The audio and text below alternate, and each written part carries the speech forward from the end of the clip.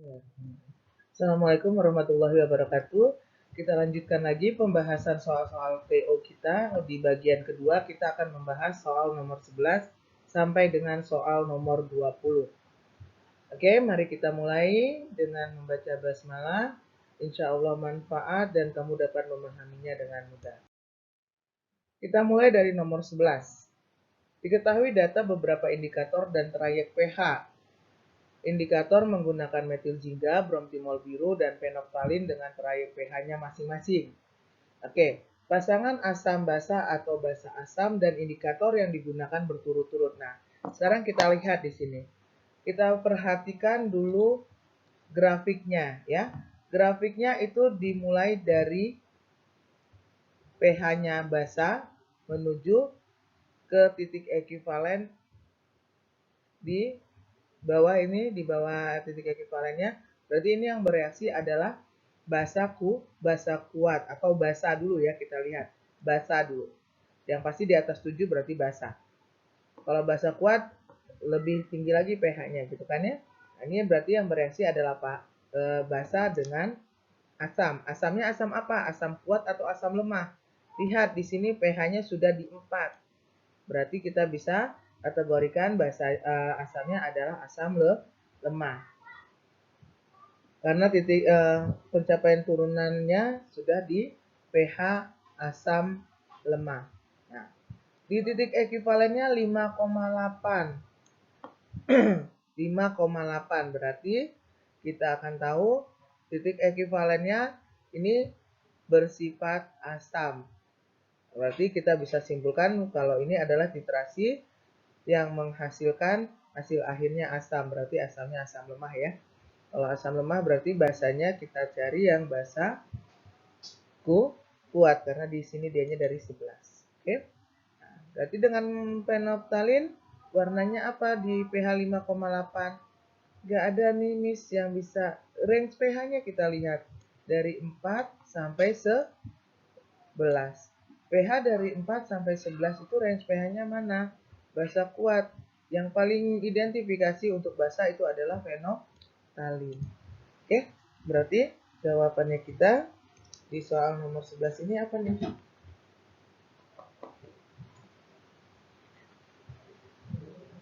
Berarti basa kuat dengan asam lemah dengan indikator fenolftalin.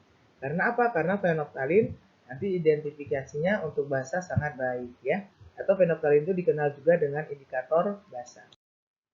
Oke, kita lanjutkan ke nomor 12.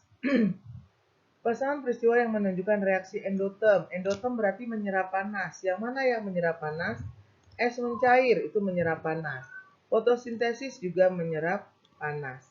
Air membeku ini melepaskan panas. Batu kapur dilarutkan dalam air nanti dinding gelasnya akan panas. Berarti dia melepaskan panas.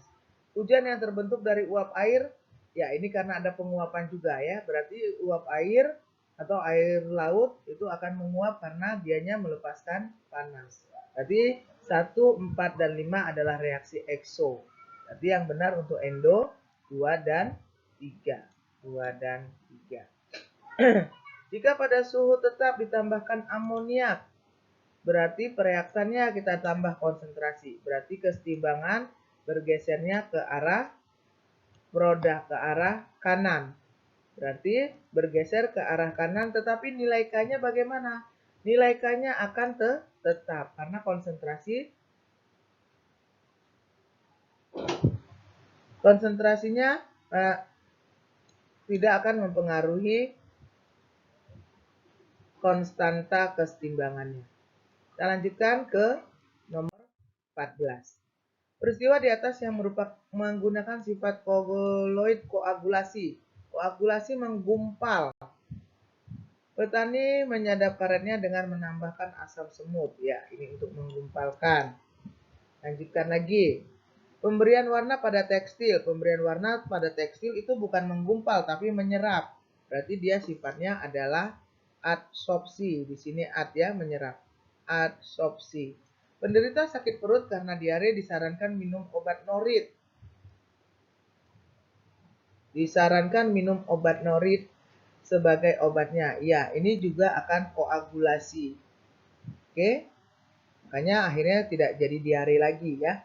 PDAM sengaja menambahkan tawas untuk menjernihkan air. Di sini AT. Penderita gagal ginjal di sini dialisis. Pencucian darah itu menggunakan prinsip sifat koloid dialisis. Berarti yang mana yang koagulasi? 1 dan 3. Oke. Nomor 15.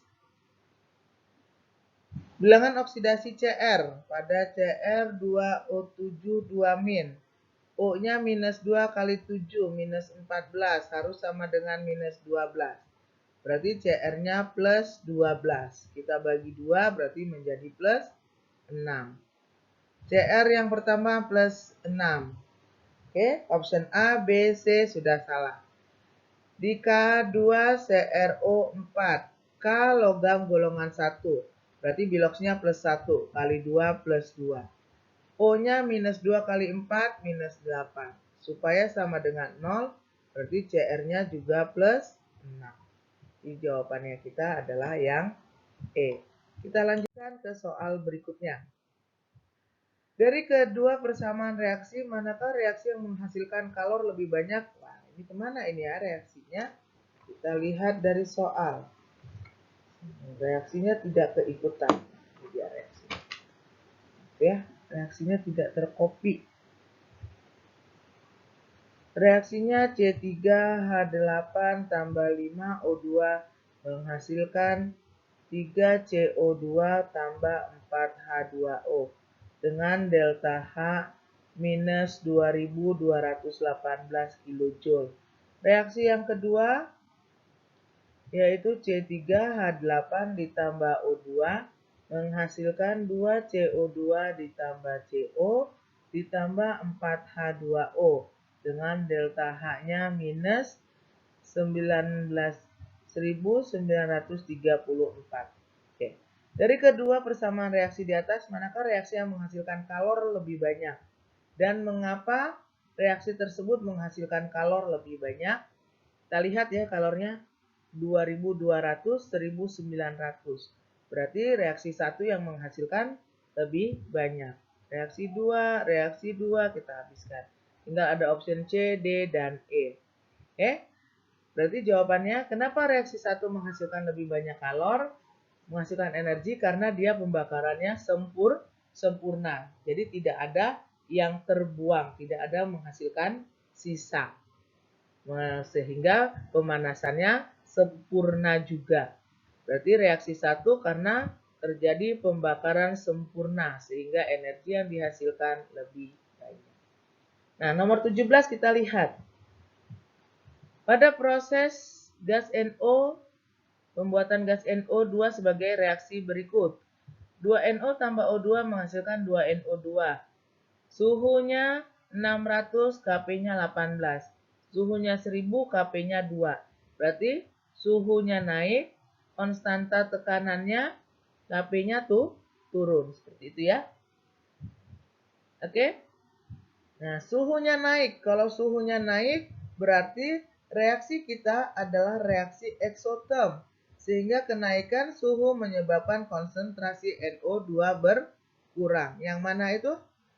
Reaksi pembentukan gas NO2 adalah reaksi eksoterm. Karena suhunya naik ya.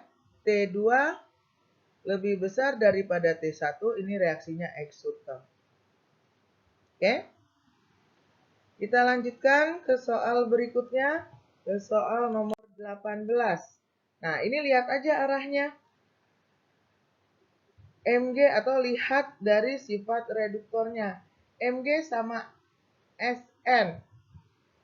Oke. Mg lebih ada di kiri dan Sn di kanan. Ya. Atau kita lihat juga dari sel voltanya. Mg katanya oksidasi dari ini.